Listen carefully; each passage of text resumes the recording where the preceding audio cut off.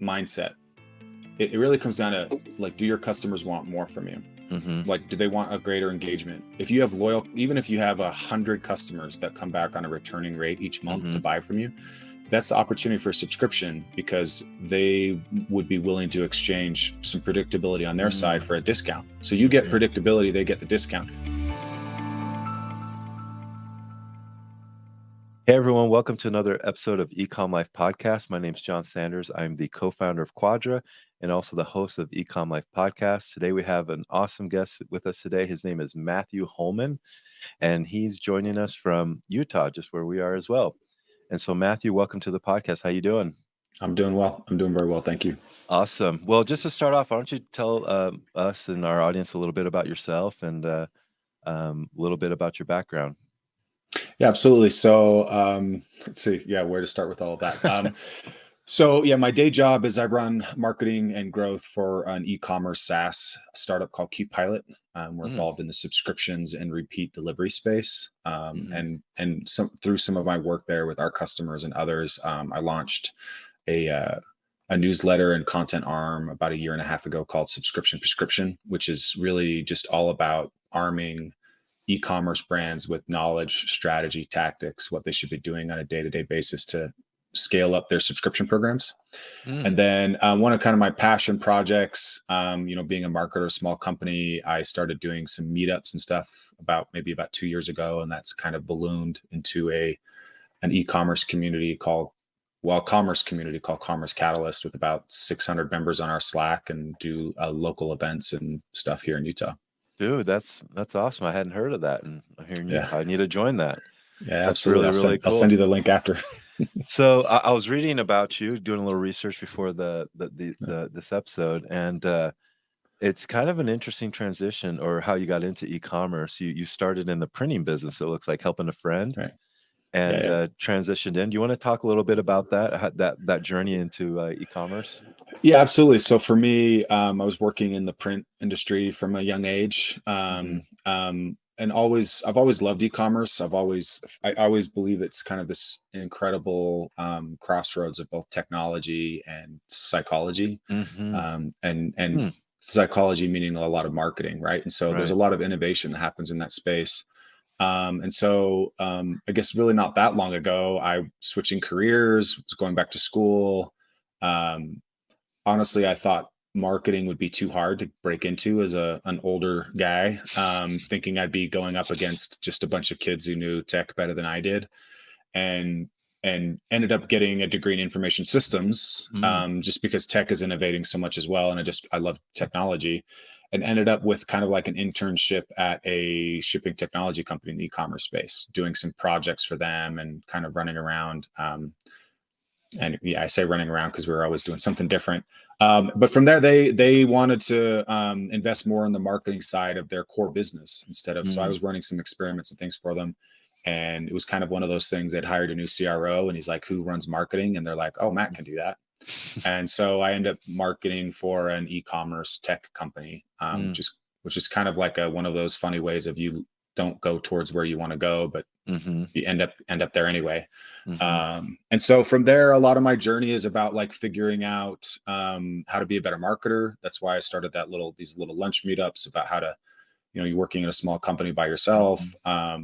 Started doing some consulting and getting into kind of lots of different projects. I just love learning and trying to help people figure things out. And then ultimately wanted to kind of leave the job as a 9-to-5 marketer and join the entrepreneur community, which is when I joined Qpilot as a co-founder to lead their marketing and growth. And so the last couple of years has been a lot of that, of discovering new ways to put great content out there, to engage customers, to try to drive revenue. And then on the community side of things, just figuring out what I don't like about groups or events and putting on events that I like, and it seems to work and resonate with people. So, dude, that's so cool. So you touched on something that I really want to dive into a little bit more. Is you said you were an old guy trying to do e-commerce, and a lot of our listeners, a lot of sellers on our platform are 40 and older, and they're trying to either reinvent themselves, or they're trying to do a side hustle to save for retirement. Some of them are trying to quit their jobs doing e-commerce. And so I think there's that mindset of, yeah, I'm too old to do this. And I don't believe that at all. I think, No, we're about the same age, it looks like, and no. same haircut at least, but Yeah. I turned 43 in a couple days. So oh, just to really? let Okay, everybody know I'm how actually old older I am. than you. Okay. So, yeah, Oh, so, I thought you were going to say younger. So that's otherwise I wouldn't have brought that up. no, you're good. And so, Um, there's that myth out there. I feel like I'm in the prime of my life in my Right. 40s right now. But there's this mentality out there that, people in their 40s that, they just need to stick to what they're doing, or it's too old to learn a new skill. I'd love for you to kind of explore that and talk about your experience, but then, you know, also what your mindset has been around, starting a business when you're in your 40s and how that's been for you. Yeah, I would say I think the myth, the first myth is that there's so many people already doing Mhm. something that Mhm. that you think you shouldn't do it. I think that actually what ends up happening is when you see a space where there's so many people trying to do the same thing, Mhm. that's actually because nobody's figured out how to do it really, really well yet, or Dang, there's that's a really cool only a point, few. man. Yeah, there's only a few people that have really figured that out. So the e-commerce space is Huh. really fascinating. You have a lot of people that are getting lots of limelight and that make the news and are Mm, getting highlighted on Twitter. And then you have thousands of other stores that you've never heard of that are doing mhm, 10, 20, 30, $50 million in revenue. mhm, And that's the nature of our space that we work in. So it's ultimately, I think the idea is you there's so much going on. I think the thing that you got to understand is an older person should know more about what their strengths and weaknesses are, mm, and I would hope feels more comfortable asking for help when they need it, and also knows how to drive focus. So mm, a 22-year-old who might know how to use Snapchat better than you and make an Instagram post or reel or TikTok video does not know time management. They do not know how to cut through the noise on what they should be focusing on for their business because they've maybe never done a business. And I don't want to necessarily offend. I know tons of young entrepreneurs that are crushing it and doing amazing things. mhm, I am making a generalized point that mhm, with age there are some assets that come with that. And so for mhm, me in my personal journey, I think the two things that have served me really, really well is that I've always been open to learn and never mhm, assumed that I've got something figured out, so that I mhm, can I can soak in advice from podcasts or mhm, people I talk to and meet in other businesses. And then the other part is just trusting my own instinct on what I see working or not working and what I should mhm, try doing. And so that's like with the community stuff. When I went from doing a small 10-person lunch, mhm, somebody said, "Hey, you should do a bigger event." I thought, I've never done that before. I don't know how to do that. mm, So I just started looking at Eventbrite, and I started inviting some people that were more popular on LinkedIn than I was. And next thing you know, we had a sold out room of 60, 70 people. mm, And so it's I think a lot of it's really is like if you're doing a side hustle, like leaning into like what you think you do well. Like if you're a good operator, then like find somebody to help you do mm, some of the marketing stuff and mm, create a great operation. Like if mhm, you feel like you're great at writing copy, then do a business that's reliant on good copy. Like to me, I think it is somewhat like leaning into your strengths and your passion, mhm. and just iterating from there. Yeah, dude, I really like that advice. There's some really big gold nuggets and aha moments for me that you pointed out.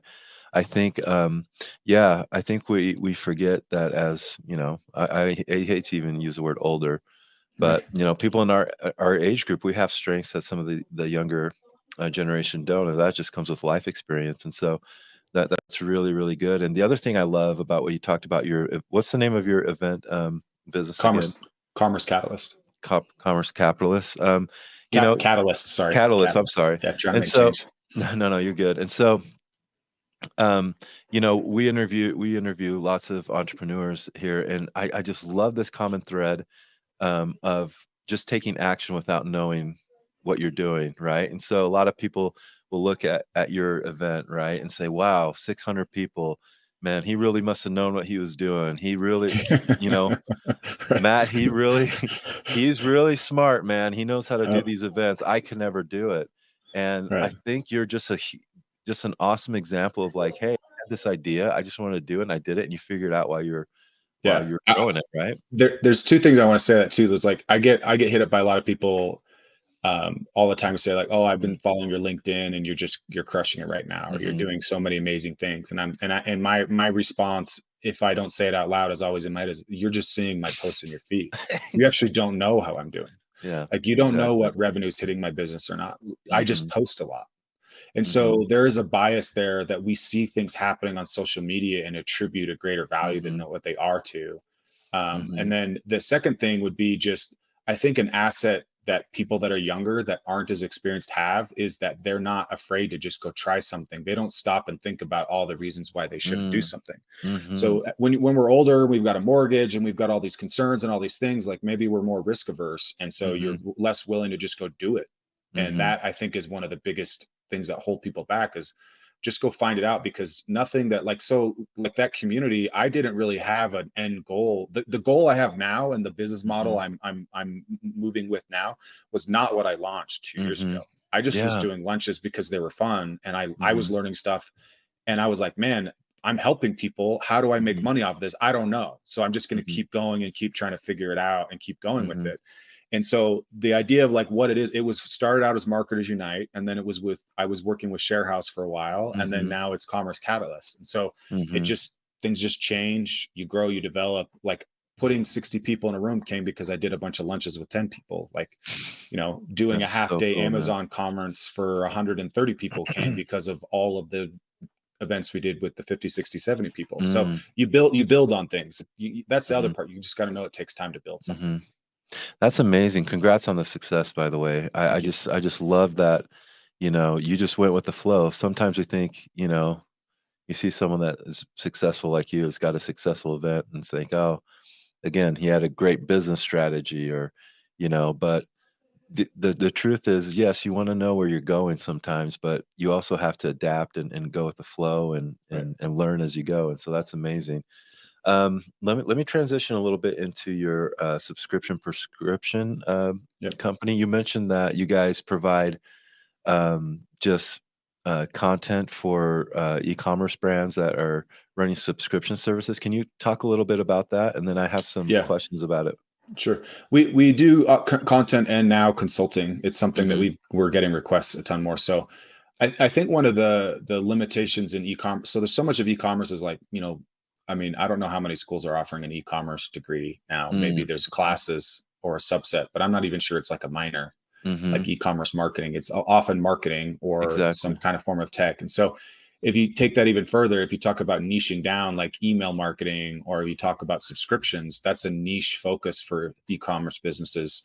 So the joke is like you don't go to school for subscriptions. Like most Mm-hmm. people that do them are doing them because they've had to figure it out within their business. Mm-hmm. And it's very rare to find somebody who's just a Mm-hmm. subscription marketer that you could Mm-hmm. hire. It's more like you need a retention specialist or a Mm-hmm. customer experience specialist. Like they have to touch more parts of the business.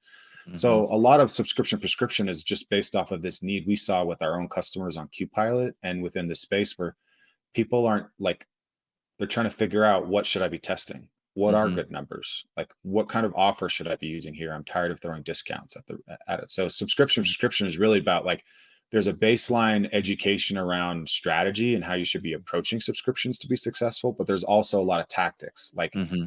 test this BOGO offer here, right? Like Mm-hmm. test an upsell here, like phrase your copy like this kind of Mm-hmm. stuff so that they can try to be successful. So that's a lot Mm-hmm. of what we're doing. And then because we're done that so well with the content side, we've had people that are like, "Hey, can you help me figure this out?" So Mm. that's we've launched consulting out of that as well. That's really cool.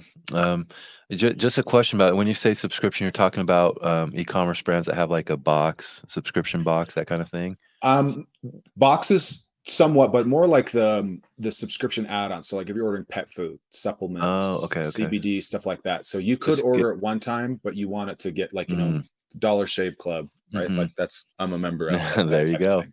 Yeah, yeah.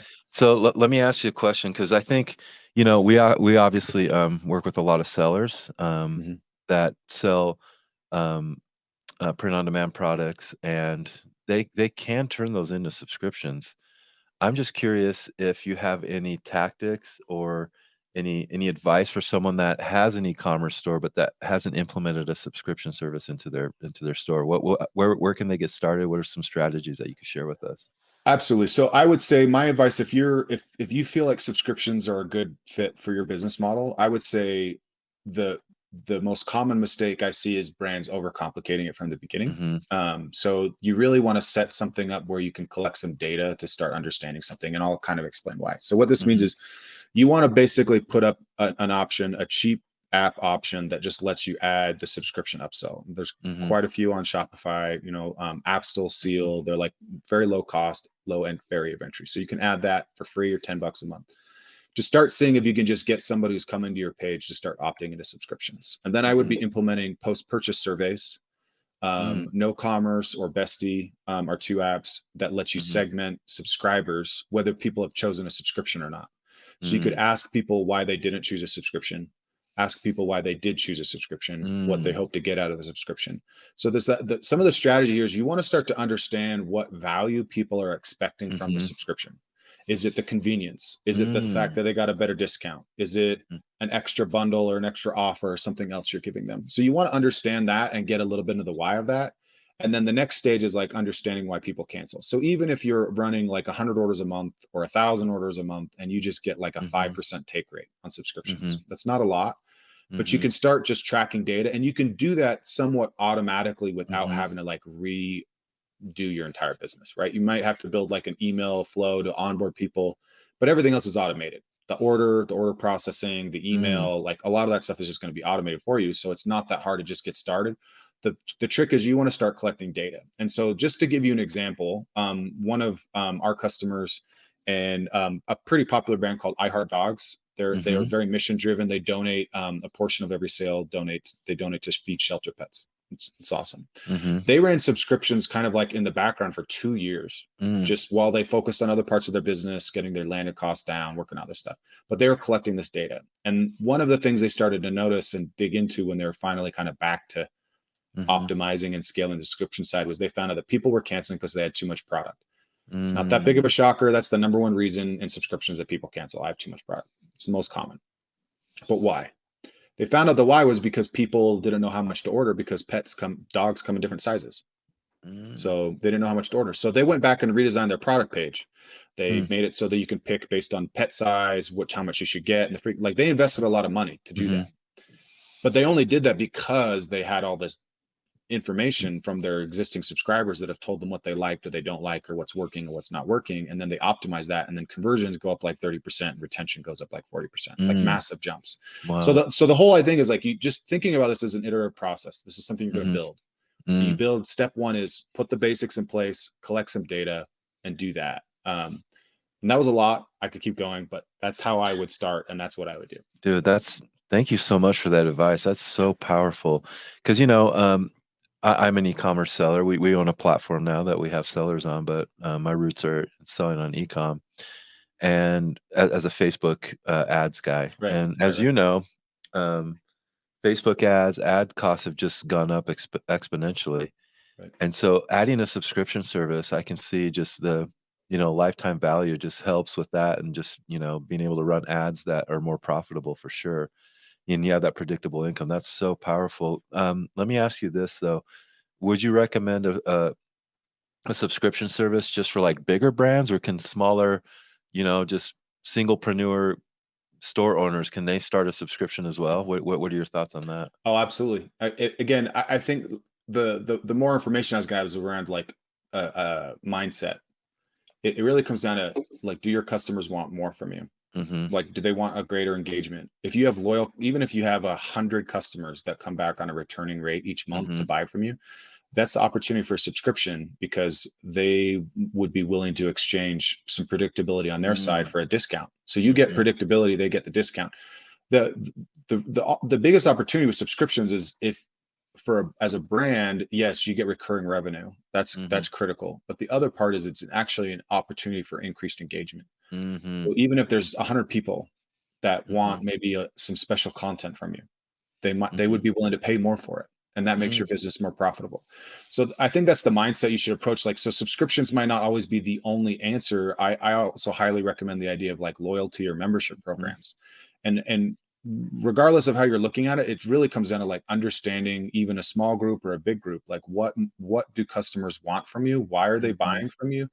And what maybe are they not getting that they could get from you? And Mhm. getting into that again is like, the idea of you're selling supplements for weight loss, or say you're selling supplements for exercise, Mhm. and your customers are always outside. They love Mhm. your supplements. It's got some special kick, and they use it outside, but they all get sunburned because they're outside. So Mhm. you find this out that they all love it, but one of the things they hate is their skin is always dry or flaky or red. Mhm. Okay, well, we're going to launch a outdoor sunscreen. Mhm. Like that's the whole idea, is you just want to start talking to customers because Mhm. they're going to give you ideas about what they need and what they want. Mhm. And then you can launch that, because subscribers are already more engaged with your product and trust your brand. They're going to be more Mhm. likely to buy new things from you. Yeah, that's so powerful. Man, you're dropping some great knowledge here. I hope everyone's really listening because this I'm learning a lot as an e-com seller here. I like what you said about it's another opportunity for engagement. Mhm. Not just, of course, the revenue that comes with it, but yeah, that opportunity to engage and the data that you gain from that is so powerful. Like you Right. said, you know, getting that data and then serving your customers with other products that will help them. That's just super, super powerful. Um, and so now what are some other myths I think about subscriptions that you hear out there? Because I'll just tell you one. I don't know if it's a myth, but a lot of people think it's too hard to start one. It's too hard logistically to manage. Is that a myth? And what are some It other myths that you hear? I think it applies to subscription boxes where you're Uh-huh. having to curate different products every month. So if you're like Mhm. thinking about a subscription box, that can be a little bit of a headache. I think Mhm. there's courses and resources I'm happy to recommend somebody to, if anybody in your audience Mhm. is thinking about launching a box. I've got some Mhm. people they should be following.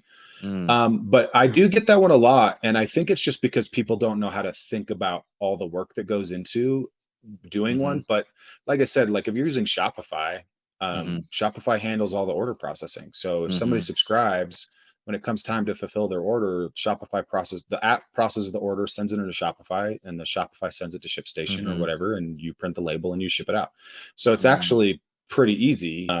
It, it it gets harder where you start to try to figure out what more you do with it. So if you start to get a Mhm. few hundred subscribers, how do I build this up more? How do I invest in it? And that's where, like, again, the opportunity for subscription prescription comes in, is because we can Mhm. start giving you ideas for that. But other myths would be, I think that a really common one is that churn is a discount problem. Meaning, if I'm Mhm. losing people, it's because they're churning, or Mhm. this costs too much, or Mhm. so I should give them discounts or free Mm. items and stuff. So I think that's a myth. I think oftentimes, like, great retention is actually an acquisition problem. Meaning, Mhm. if my like, say that outdoor supplement product I mentioned, like, say it does really really well with runners, but only okay with cyclists, Mhm. and so all my ads are for cyclists, and Mm. so all my cyclists churn and my runners stick around for forever. So if I Mhm. figure out that runners actually use this product more and stick around more, then I'm going to go start acquiring more runners.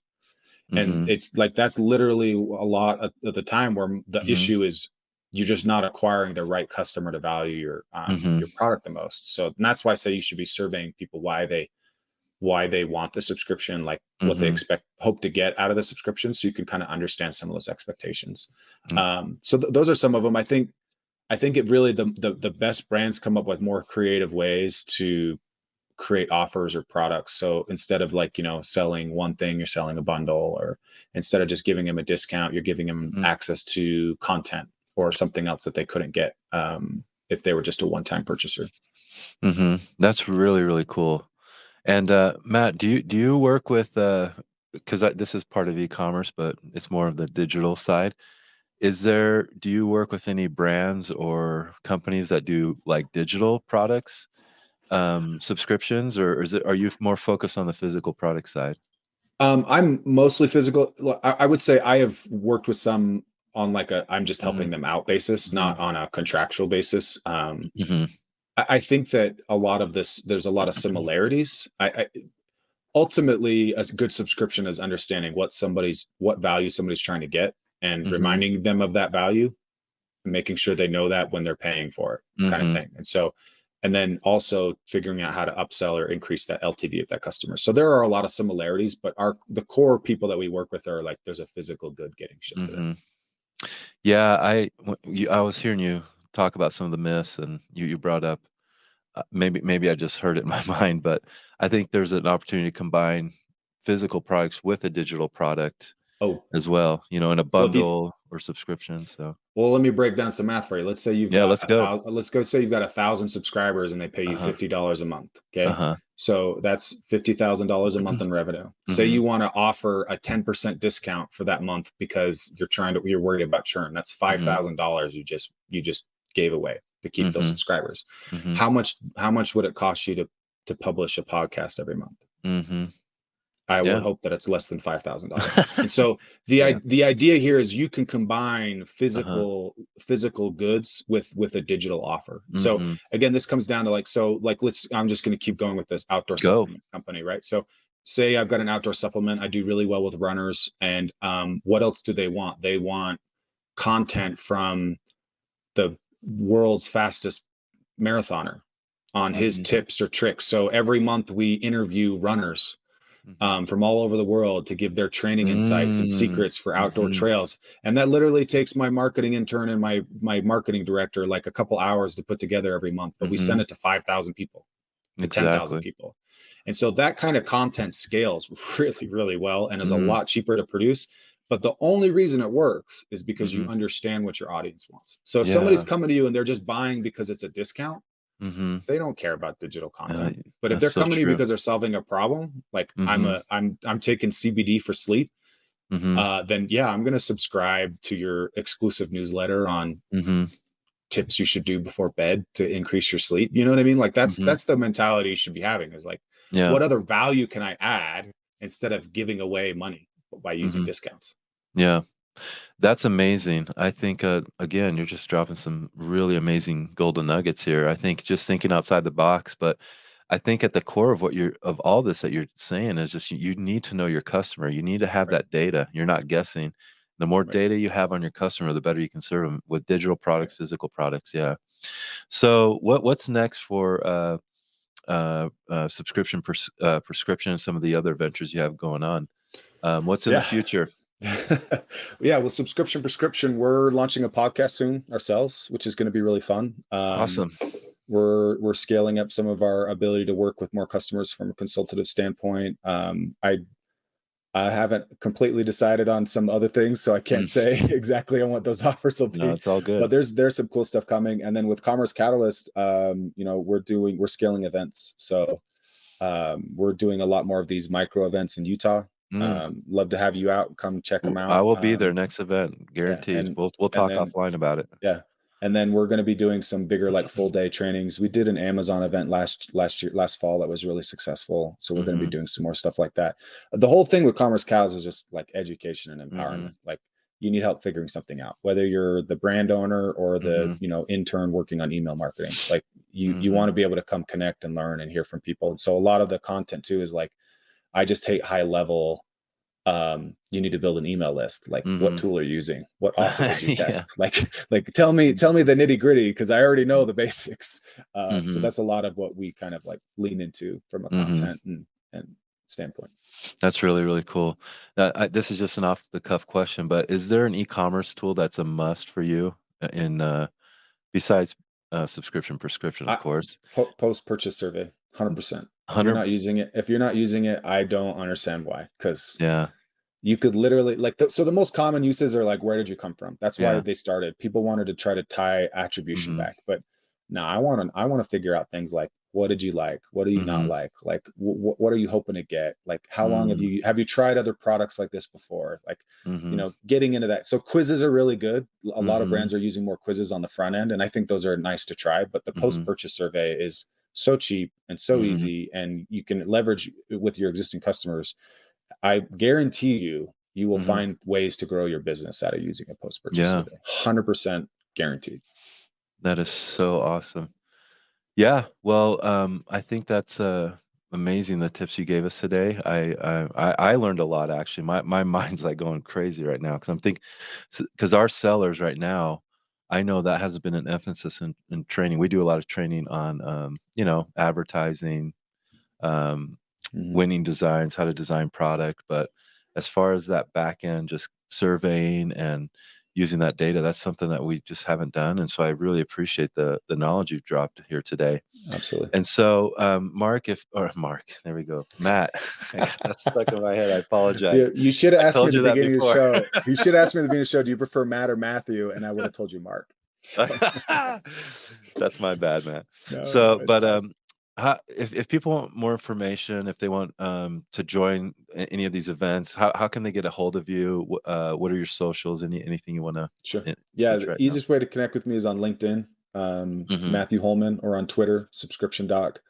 I've got links to my newsletter and community on LinkedIn. So, and if you have any questions or anything, just shoot me a message. I always reply, almost always reply. Dude, that's so cool. All right. And stay on, because I want to talk to you offline. I will. Absolutely. But anyway, guys, we want to thank you so much for joining us today on Ecom Life podcast. If you enjoyed the content, make sure you subscribe to our YouTube channel. Check out our socials, Ecom Life podcast, wherever you consume social. If that's Facebook, Instagram, TikTok, wherever it is, we're there. And we will see you next time on Ecom Life podcast. Thank you for listening to the Ecom Life podcast. Ecom Life podcast is produced by Quadra. Monetize your creativity with Quadra, an e-commerce platform created by sellers for sellers. To learn more, visit goquadra.com. We appreciate your time and hope today's episode has enriched your understanding of the online business world. If you enjoyed today's episode and would like to stay up to date with the latest trends, strategies, and success stories, please consider subscribing to the podcast and following us on social media at Ecom Life Podcast.